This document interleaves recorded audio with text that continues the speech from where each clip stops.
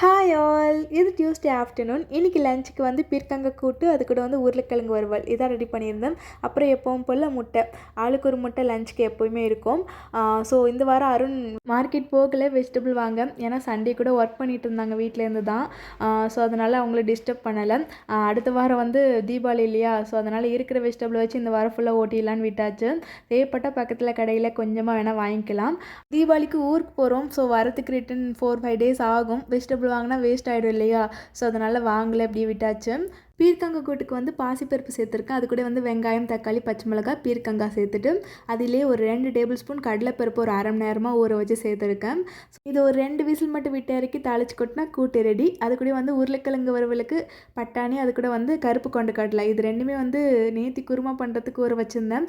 கொஞ்சம் எக்ஸ்ட்ரா இருந்ததால் அதை அப்படியே எடுத்து வச்சுருந்தேன். ஸோ அதையும் இது கூட ஆட் பண்ணி வேக வச்சிட்டேன். ஸோ இது ரெண்டையும் சேர்த்து தான் உருளைக்கிழங்கு வறுவல் செய்ய போகிறேன். கூட்டுக்கு வந்து கொஞ்சமாக தேங்காய், சீரகம், பச்சை மிளகாய் இதெல்லாம் அரைச்சி சேர்த்தா இன்னும் டேஸ்ட் நல்லாயிருக்கும். பட் நான் அதெல்லாம் எதுவும் சேர்க்கலை, கொஞ்சமாக தேங்காய் மட்டும் ப்ளைனாக சேர்த்துக்கிட்டேன். ஸோ கடைசி உருளைக்கிழங்கு வறுவலுக்கு வெங்காயம், தக்காளி, பச்சை மிளகாய் காரத்துக்கு சேர்த்துட்டு அது கூட வேக வச்ச உருளைக்கிழங்கு, கடைசியாக கொஞ்சமாக கரம் மசாலா, கொத்தமல்லி தூவி இருக்குன்னா உருளைக்கிழங்கு வறுவல் ரெடி. ஸோ அதுதான் கேஸ். இந்த வீடியோ உங்களுக்கு பிடிச்சிருக்குன்னு நினைக்கிறேன். அப்படி பிடிச்சிருந்தா நம்ம சேனலை சப்ஸ்கிரைப் பண்ணிவிட்டு இந்த வீடியோக்கு லைக் மட்டும் பண்ணிக்கோங்க.